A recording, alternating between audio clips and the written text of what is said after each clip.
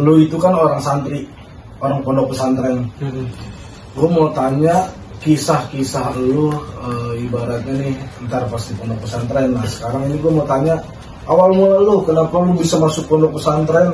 Dulu gue dapat hidayah kali ya bang, masuk pesantren. Dulu gue pas zaman SMP gue bandel tuh, ngejalanin masa-masa begitu tuh, masa-masa gue tawuran, masa-masa gue dibacok, masa-masa gue ngebacok orang. Assalamualaikum warahmatullahi wabarakatuh. Waalaikumsalam warahmatullahi wabarakatuh. Alhamdulillah pada kesempatan hari ini kita telah dipertemukan oleh saudara kita atau teman kita, yaitu siapa bang namanya? Nama bang? Hai, nama gue Bahru Dias Aliapi bang. Namanya Bahru Dias Aliapi. Biasa dipanggil? Biasa dipanggil Dias. Biasa dipanggil Dias. Iya. Bang, ini gue mau tanya bang ya. Lu itu kan orang santri, orang pondok pesantren. Gue mau tanya kisah-kisah lu, ibaratnya nih ntar pas di pondok pesantren. Nah sekarang ini gue mau tanya awal mula lu, kenapa lu bisa masuk pondok pesantren, dan awal mulanya tuh kayak gimana gitu sampai lu bisa masuk pondok pesantren? Dulu gue dapat hidayah kali ya bang, masuk pesantren. Dulu gue pas zaman SMP gue bandel tuh, gue tawuran, ngikut sana sini bocah yang gak kenal gue ngikut, sampai gue ketemu orang nih, temen gue itu pas gue lagi tawuran bener-bener kagak numpan bang. Nggak tahu tuh ngapa, emang pas gue pegang perasaan biar gue tajam. Nah akhirnya temen gue ngajak ke suatu tempatnya itu privasi lah, gue nggak sebutin namanya. Gue udah ngasih persyaratan yang apa yang harus dibawa, apa yang harus disiapin, gue udah kasih. Gue cuma 3 kali datang doang bang. Pertama kali datang gue dikasih kotak kecil. Itu yang sebutannya kayak isim lah. Isim yang ini jangan dibawa ke kamar mandi, jangan kencing, jangan dibawa, pokoknya hal-hal yang ke tempat yang buat najis tuh jangan dibawa. Gue punya itu tuh. Tapi gue tahu tuh cerita itu, soalnya itu cerita itu waktu ada isi lu punya isim ya, itu ada yang bakar itu isim lu tuh. Iya, nah itu orang brengsek mungkin itu ya. Iya, nggak apa-apa sih, gue beruntung juga sih dibakar. Jadi gue nggak, ya udah nggak taruh Barcelona ya. Iya, nggak taruh percaya gitu. Iya, sekarang. Kalau emang dulu gue pernah tuh sekali datang gue dikasih itu.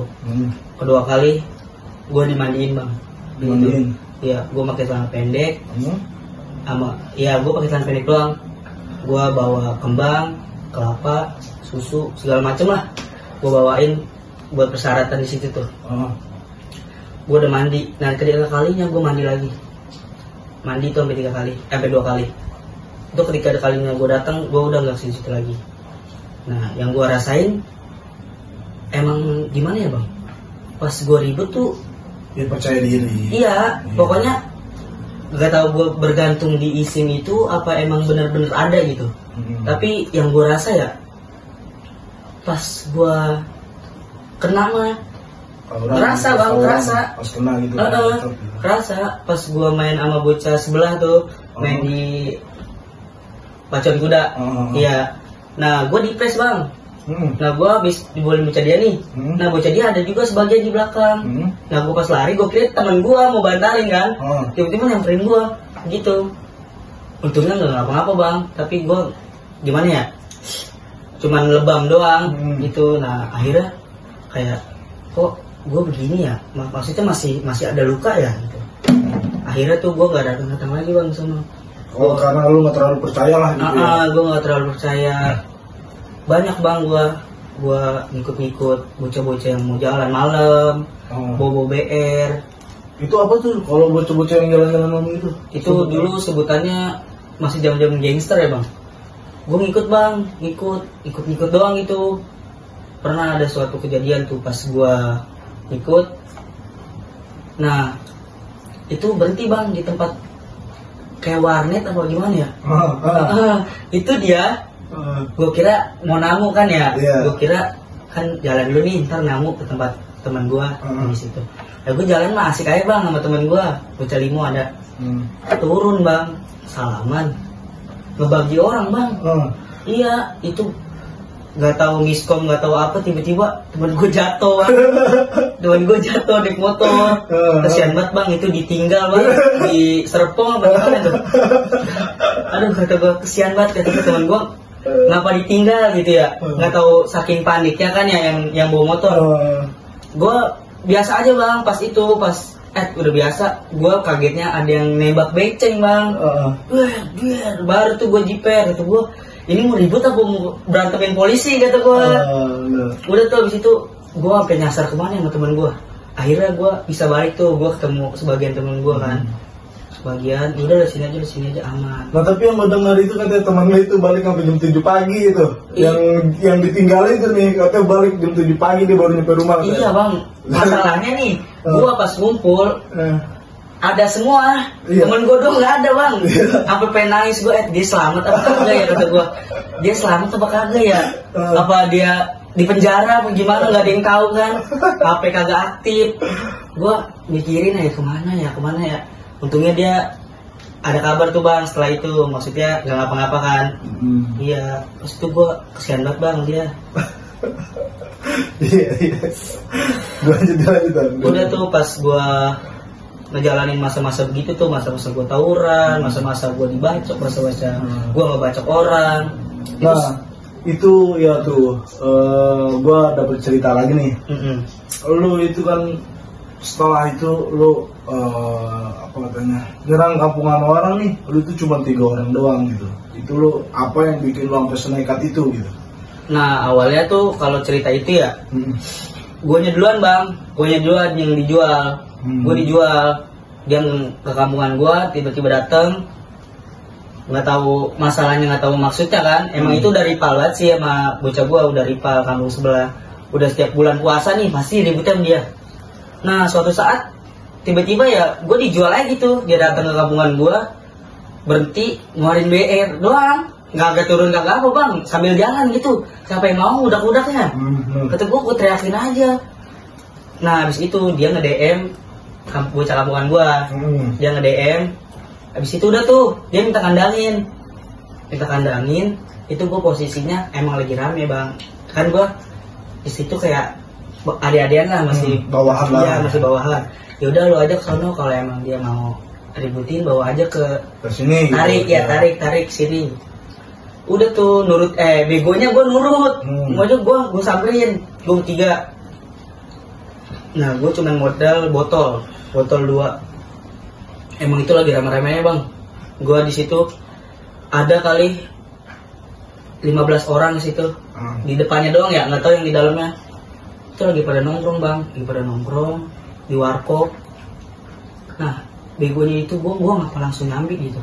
Gue langsung nyambit, dua-duanya ceter aja. Itu lu bertiga doang tuh? Iya, posisi gue duduk di tengah bang, temen gue di belakang.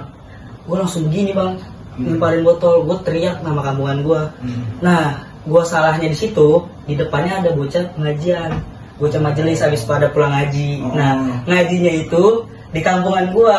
Nah, jadi itu dia gabungan lah gitu. Yang tua-tuanya gabung ke bocah gue, yang bocah-bocah tanggungnya kayak gue nih, pada selek, gitu. Akhirnya gue teriak kampungan gue, kebaca dah gue ke situ. Yang habis pada ngaji langsung laporan tuh ke majelis. Besoknya gue dicari-cari yang naik Scoopy putih, bilangnya gitu. Padahal motor gue Pino kan, mirip-mirip Scoopy. Udah tuh temen gue nelpon, ngajak kabur. Gue ngikut dia dulu tuh, dia. Terus pas sore-sorenya gue diteleponin bang, emak gue, bapak gue, mama gue nelponin. Gue bilang, ini katanya ngambil botol ya ke kampungan orang. Gue bilang, gue udah ngeles tuh pertama, bukan, itu mah bukan. Kalau emang kita nggak salah kita tuntut balik aja gitu kan. Gue kayak percaya, udah kita ngeles gini. Ya, ntar kita ngomongnya kayak gini ya gitu. Ya, udah gue rencanain lah. Ya, udah nah habis itu udah tuh gue bilang sama teman gue, udah kita datang aja, kita bilang kayak gini, kita udah rencanain gitu. Akhirnya temen gue ini saking digencetnya terus nih, pas udah sampai sono digencet terus nih temen gue, digencet, akhirnya temen gue yang ngaku bang, kan satu-satu ditanya. Oh jadi nggak barengan gitu? Gue ditanya duluan nih, karena gue yang nyampe duluan, gue ditanya duluan. Udah tuh gue lolos, kayak berhasil lah gue ngebohong. Nah temen gue nih datang berdua, nah itu digencet terus bang, kata gue, ya ingin gue bocah jujur nih, pasti, bener bang, jujur tuh abis itu.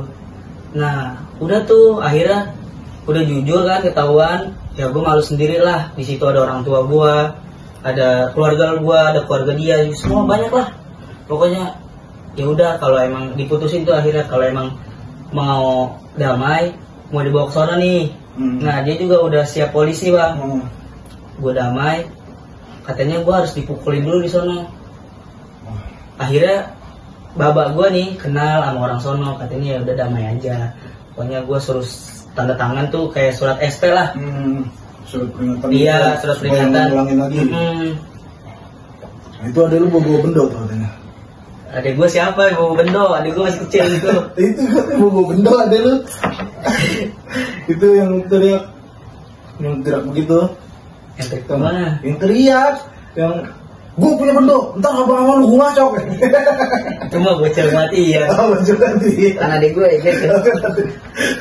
Gue pikir adek lu itu. Itu lanjutan.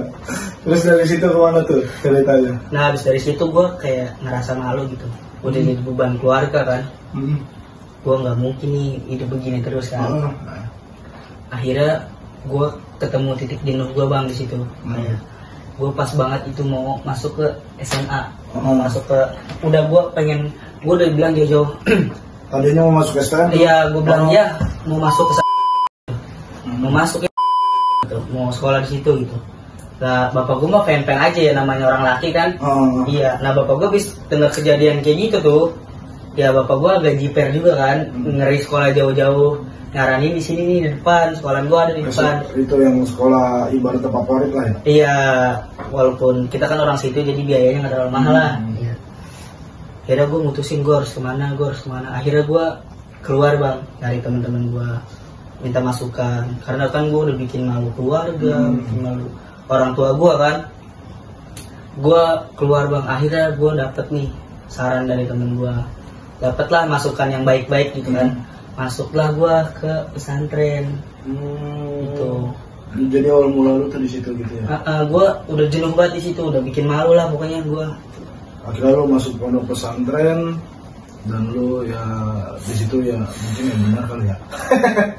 Iya. Gue mau nanya nih sama lu, kalau di pondok pesantren itu dia tuh enaknya itu apa sih, maksudnya kisah-kisah di pondok pesantren itu? Kisah-kisah lu tuh ibaratnya yang lucu-lucunya gitu, kayak apa sih kebersamaannya gitu, apa gitu yang bikin lu betah di pondok pesantren. Dan yang gue tahu cerita di pondok pesantren itu kan katanya itu didikannya keras tuh.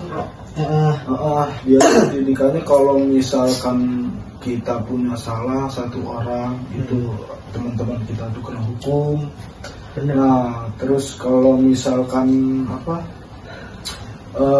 ibaratnya nih apalan nih, itu benar-benar digencet tuh apalan, kita kudu benar-benar ngapalin gitu, ngapalin. Terus sama bangun tidur tuh, yang tadinya kita tidur bisa puas kan ya, kalau di rumah sendiri kita tidur bisa puas. Nah kalau di pondok pesantren itu katanya di tidur itu dibatasin jamnya, terus kita dibangunin di jam tertentu untuk ibadah dulu gitu. Nah kalau cerita di lu itu apa emang benar kayak gitu apa gimana gitu, coba lu diceritain gitu. Kalau di pondok gue sih ya yang namanya dihukum, di cerita yang lucu-lucu, yang apalan semuanya emang pasti ada bang di pesantren. Semua pesantren juga lu mau cari kemana juga pasti begitu. Nah enak di pesantren gue ya yang gue alamin di pesantren gue sih, yang pertama bocahnya enak-enak bang, solidaritasnya enak-enak, perasaan gue juga kayak support gue, kayak dia minta pengalaman gue dulu kan banyak tuh yang gue udah jalan 4 tahun di sini dari SMP kan, dia mau tahu cerita gue dari luar. Dan gue ceritain tuh gue masuk pondok kayak gimana, sebab gue masuk ke sini kayak gimana. Gue ceritain tuh ke teman-teman gue. Ya enak-enak lah bang, pokoknya dari makan juga kita bareng-bareng. Kita nggak punya duit, kita pakai duit teman kita dulu gitu. Ya pokoknya di pesantren nih, ya keluarga aja gitu, walaupun anaknya kecil-kecil, seru bang gitu. Kalau buat pelajaran tuh dia kayak gimana tuh ya? Dia benar-benar ngapalnya parah, terus apa gimana gitu, terus kalau salah apa emang benar-benar dihukum keras, apa gimana? Tergantung bang, kalau emang bocahnya masih kecil, kita dikeluarin hukumannya ya yang gak berat-berat gitu, yang kayak paling dijewer, disentil gitu. Emang kalau nggak apal-apal nih, ya palingan ya dijemur doang bang. Tujuannya itu apa sih supaya dihukum keras kayak gitu tuh di pesantren itu apa? Soalnya kalau yang sekarang ya itu kan namanya kan kita ada HAM. Nah sekarang itu diketatin banget tuh. Jadi tuh orang dikit-dikit anaknya dititipin di pesantren, orang tua itu yang bikin orang tua nggak mau, itu anaknya dididik keras, ya betul dijewer, diapain. Nah itu kan apa ya namanya ya, kenapa bisa dididik seperti itu gitu? Itu biar apa gitu maksudnya, tujuannya gitu. Nah kalau digituin sih bang, gue mikirnya kayak oh gue lagi dididik nih, iya gue harus semangat nih biar gue nggak kena pukulan, gue harus bisa nih biar lu nggak males gitu kan. Dan gue mikirnya juga kalau gue dipukul, gue dijewer, gue ikhlas bang. Soalnya yang ada di diri gue, kata guru gue tuh, biar setan-setan yang ada di diri gue tuh pergi.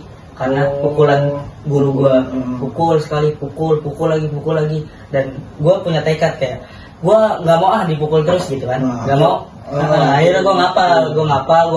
Akhirnya ada kebanggaan dari diri sendiri itu. Akhirnya gue nggak dipukul gitu kan. Nah itu kalau kisah-kisah lucu, kalau di pondok pesantren kan biasa ada tuh kisah-kisah lucunya. Kalau di setiap kita belajar itu, kalau di setiap sekolah ya ada lah kisah-kisah lucu apa itu segala macam. Nah kalau di pondok pesantren itu dia kisah lucunya tuh gimana? Nah gua kalau kisah lucu tuh sebenarnya banyak bang, kisah lucu gua. Nah yang paling gua lucu ini, yang paling gua yang ngakak lah gitulah pokoknya. Nah gua kan lagi jaga pos nih kalau malam, kalau setiap hari Rabu, Kamis, Jumat, Sabtu itu satpamnya libur, terus santri yang jaga kan. Nah santri yang jaga. Nah tengah malam gue lapar banget bang, gue berempat, gue lapar banget. Nah akhirnya pergi tuh ke warung, gue izin sama Ustadz mau beli ini buat makan gitu kan, lapar. Karena lauk udah pada habis kan. Temen gue pergi nih ke warung, udah tuh bawa peralatan buat bikin nasi goreng lah niatannya. Bikin nasi goreng banget. Gue udah bilang masaknya sesuai porsi kita aja nih berempat gitu, jangan banyak-banyak. Nah temen gue yang satunya lagi nggak tahu budek, nggak tahu kesetanan, lapar gitu bang, nggak tahu udah gue. Katanya kayaknya kelaparan bang itu dia. Nasi sebaskom bang dihabisin, dimasak. Nah begonya itu si teteh nih besok paginya ngeliat nasi kok habis ya. Padahal buat makan besok pagi ini disiapin, jadinya dia masak. Iya, masak nih satu langsung aja. Dia kan ini udah ada sisa ya. Nah dia harusnya masak 2 langsung bang itu. Nah akhirnya teteh yang masak ngadu ke Abi kan. Dipanggil lah. Siapa nih yang masak nasi goreng sampai habis nasi gitu kan.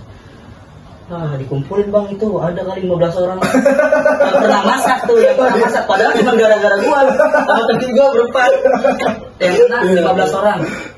Kan nggak salah kan kayak gua ngomong yang pernah masak kan banyak yang pernah masak, kecuali yang tadi malam. Kalau tadi malam gua cuma berempat gitu.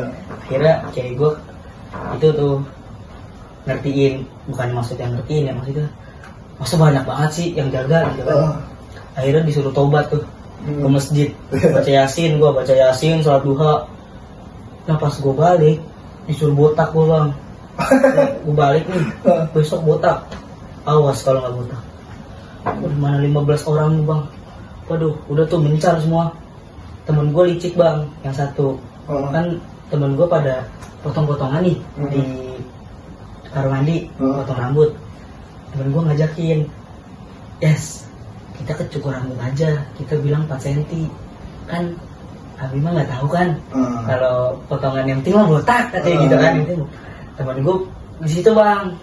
Nah akhirnya gue kecukur rambut nih, ikutin dia, ikutin dia ini masih panjang cok, teman gue kan si Ucok kan, ini masih panjang cok, udah kagak bakal tahu. Nah habis itu akhirnya tahu bang, gue dikerok juga akhirnya di situ, gue berdua-dua jadinya bocah udah pada listening, gue belum, jadinya gue dikerok lagi tuh, kan gue bilang ini mah tahu katanya. Iya, mana gue udah keluar duit, kalau di sini mah gratis. Sorry men gitu. Udah akhirnya gue kalau gue pada ledes, pada kena gitu ya. Aduh, kata gue temen gue kejam amat tuh, syukurin lu, dibayar kan lu gitu. Akhirnya gue nyesal tuh gue ngikutinnya. Tuh paling ngakak tuh gue sama dia berdua. Ada. Oke, kita lanjut lagi nih bang. Kalau cerita tuh kan, kalau pelajaran yang dominan di pondok lu itu apa? Kan pondok itu ada yang salaf kan ya? Iya. Ada yang modern. Nah kalau pondok lu ini pondok lu itu apa bang? Pondok gua modern bang. Oh modern maksudnya? Iya, maksudnya ada sekolahnya juga. Kalau salaf kan cuma ngaji doang. Iya. Nah itu dominannya kalau pondok modern tuh apa gitu? Pelajaran yang didominanin, yang dikedepankan itu pelajaran. Kalau yang gue tahu sih kalau buat modern ya, modern tuh bahasa bang. Oh bahasa. Tapi karena guru-guru gue dari pondok-pondok luar yang kitabnya encer-encer, jadinya didalemin kitabnya bang. Oh didalemin kitabnya. Kitab Nausorop gitu. Nah itu kalau Nausorop tuh pelajaran apa tuh? Kalau boleh tahu. Kalau Nausorop itu pelajaran buat ngegali kitab kuning bang. Kitab yang gak ada harkatnya jadi tahu itu karena ngaji itu. Itu apalanya, waduh, pusing bang. Iya. Katanya harus hafal mufradat gitu ya? Harus banyak-banyak hafal mufradat bang. Oh gitu. Nah itu kalau bahasa kan ya tadi belajar bahasa tuh. Nah itu bahasa apa aja yang dipelajarin? Bahasa Thailand dipelajarin. Kalau bahasa Thailand bukan pesantren dong. Pesantren ya, saya tahu kan di pesantren belajar bahasa Thailand biar bisa ngomong Thai. Maksudnya pesantren Thailand. Pesantren sini. Iya. Nah itu bahasanya bahasa apa aja bang? Kalau yang di pondok pesantren yang harus kita pelajarin di pesantren abang nih yang modern. Di situ bahasa ada 2 sih sebenarnya. Ada 3 bahasa sih. Bahasa sehari-hari kan bahasa kita nih begini. Terus bahasa Arab sama bahasa Inggris bang. Kalau bahasa Inggris sih masuknya di muadoroh bang. Setiap Jumat sore tuh gue muadoroh. Oh, setiap Jumat sore tuh muadoroh. Iya, nah Arab sama Inggris. Nah yang tiap kelas tuh kebagian. Ada yang misalnya 2 orang nih bahasa Arab, 2 orang bahasa Inggris. Nah setiap 2 minggu, sebulan sekali itu ada muadoroh kubro bang. Jadinya muadoroh gede-gedean gitu ya. Dari yang udah muadoroh setiap Jumat nih, setiap Jumat kan bahasa, nah setiap malam minggunya bahasa sehari-hari nih, bahasa kita. Nah itu ntar diadu bang, setiap muadoroh kubro dari Arab, Inggris sama bahasa Indonesia nih, bahasa sehari-harian. Iya, itu ntar diadu. Nah yang menang dapat penghargaan gitu. Kalau lu sendiri tuh pernah dapet penghargaan apa di pesantren? Gua waktu itu mewakilin Maulid kalau nggak salah dah. Maulid di situ ada bukannya lomba sih, itu mah kayak misi ya. Tapi dapat penghargaan bang.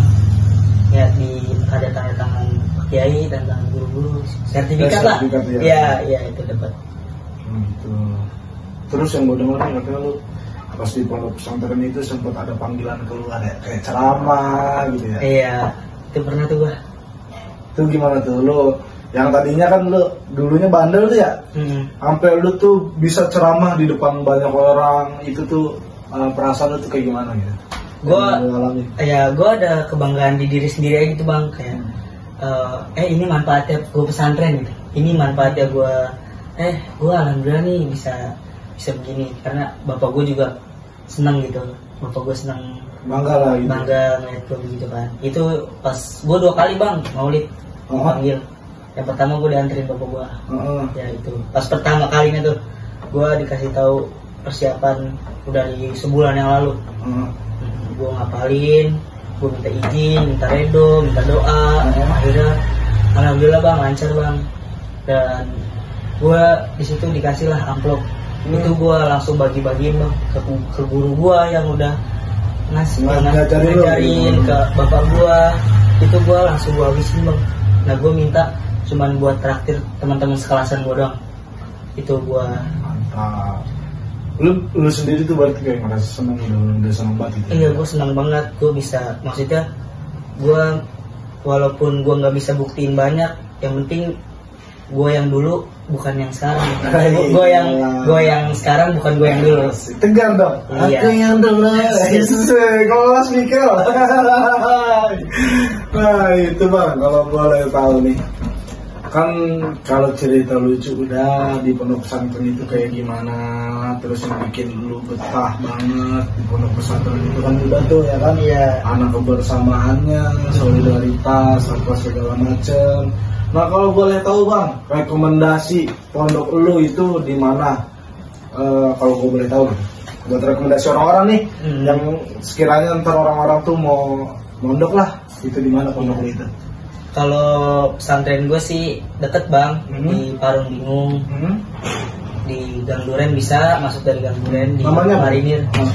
Namanya pesantren Said Yusuf bang. Namanya pesantren Said Yusuf. Iya. Nama pemimpin Kiai besar. Nama pemimpinnya Dr. Andes Kiai Haji Abisaroni. Dr. Andes Kiai Haji Abisaroni. Iya. Dia tuh pemimpin besar gitu. Pemimpinnya. Kiainya. Kiainya dia. Iya. Oke. Kalau boleh tahu itu apa sih namanya? Ustadz lu itu yang udah ngedidik lu itu siapa aja ya nama-namanya? Maksudnya biar lu bisa terima kasih gitu sama dia, sama beliau-beliau yang udah ngedidik lu sampai sekarang gitu. Ya lu biar bisa nyampein nih terima kasih, siapa tahu ntar dia nonton kan. Nah ntar lu bisa bilang terima kasih sama dia karena lu udah karena dia lu tuh bisa kayak sampai saat ini gitu, bisa kayak sekarang gitu, lu bisa ceramah ke orang-orang kayak yang ke waktu kemarin tuh ya kan. Nah itu lu gimana tuh, lu nama-namanya tuh siapa aja? Buat guru-guru saya, banyak lah guru-guru saya yang udah berjasa dalam hidup saya gitu, yang udah merubah saya dari dulu sampai sekarang gitu, yang udah sabar, yang udah mau ngajarin pelan-pelan. Saya berterima kasih banget buat Ustadz Yoni khususnya, Abi khususnya, yang udah mau ngajarin pelan-pelan, yang udah sabar. Banyak lagi guru-guru saya, ada Ustadz Japar, Ustadz Aziz, Ustadz Abdurrahman, Ustadz Hadi, Ustadz Ipung, Ustadz Arfan, Ustadz Hadi. Banyaklah semuanya yang nggak saya sebutin satu-satu. Mudah-mudahan beliau pada sehat, rezekinya lancar, hajat-hajatnya dikabulin oleh Allah Subhanahu Wa Taala. Tuh berjasa banget bang itu beliau-beliau semua dalam hidup saya. Mantap. Itu kalau apa ya, gue pengen tahu nih apa ilmu lah dari lu. Kan gue orang yang gak benar gitu kan, maksudnya ya gue dunia gue kelam lah. Orang juga kalau yang tahu gue kelam kayak gimana gitu kan. Menurut lu, pendapat lu, masukan lu buat gue supaya gue tuh bisa lebih baik lagi, atau buat orang-orang lah yang ada di sekitaran lu gitu, buat temen-temen lu, apa lu ada niatan mau merubah kampungan lu supaya jadi lebih baik lagi, apa gimana ya, itu apa gitu pendapat lu buat gua dan buat teman-teman kampungan lu gitu.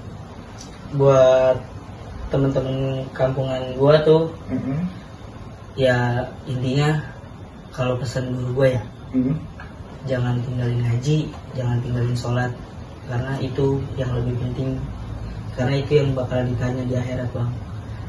Guru gue mesen banget, kalau ente udah keluar dari sini, jangan pernah ninggalin ngaji, jangan pernah ninggalin sholat, walaupun ngaji seminggu sekali, intinya ngaji niat ikhlas karena Allah Ta'ala gitu bang.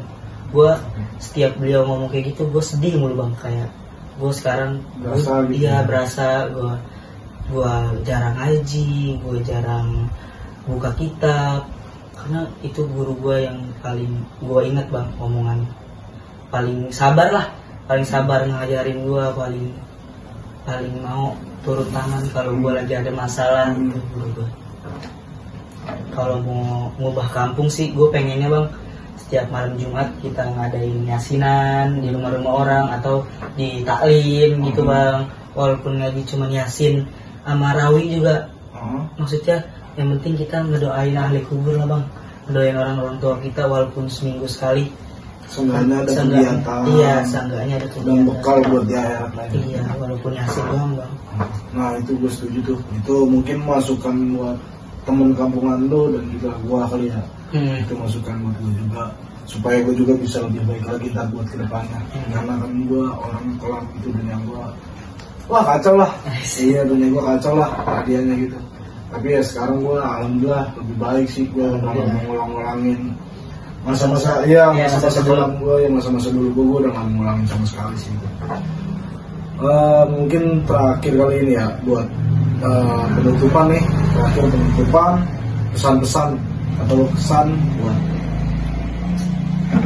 adik-adik yang masih kecil, ibaratnya bukan masih kecil sih ya, ya mau Beranjak dewasa, ya mau beranjak remaja gitu kan, mau masuk pesantren apa gimana, itu apa tuh pesan-pesan itu? Kalau dari gue ya bang, pesan-pesannya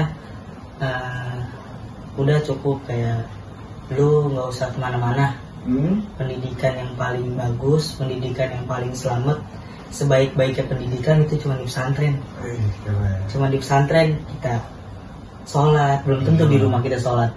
Udah di pesantren kita udah pasti kita ngaji, nggak mungkin kita kagak ngaji kan. Emang namanya pesantren buat ngaji, buat ibadah. Iya. Pokoknya pesan guru gua tuh jangan pernah ninggalin ngaji. Itu paling penting. Jangan pernah ninggalin sholat, itu paling penting. Jadi buat adik-adik nih yang sekarang mau masuk SMP, yang masih SD, kalau bisa pesantren aja dari masa dini, karena zaman udah begini bang, zaman udah. Gue juga nyesel ya, baru saya pesantren tuh cuman ya yang gue tau kan lu cuma 3 tahun lah ya, cuma dari lulus SMP terus SMA baru pesantren. Terus ada nggak pesan lagi? Ayo terus. Ya banyak dikit lah buat ini. Ya buat adik-adik ya yang masih sekolah, ibarat garam, gue duluan lah yang makan. Kelas Mikel terus. Jadinya gue nggak mau lu kayak gue. Gue maunya lu dari dini, dari masa kecil lu udah kenal dunia pesantren lah. Karena otak-otak anak-anak kecil bang, otak-otak yang masih di bawah umur itu masih gampang buat ngapal, buat ini. Jadinya enak bang buat ngapalnya. Itu aja. Gitu. Mungkin udah kali ya, itu aja yang sampai. Oke, kurang lebihnya mohon maaf nih ya, penutupan dari gua sebagai host dan juga ntar calonnya mungkin. Kurang lebihnya mohon maaf. Wabillahi taufiq wal hidayah. Wassalamualaikum warahmatullahi wabarakatuh. Waalaikumsalam warahmatullahi wabarakatuh.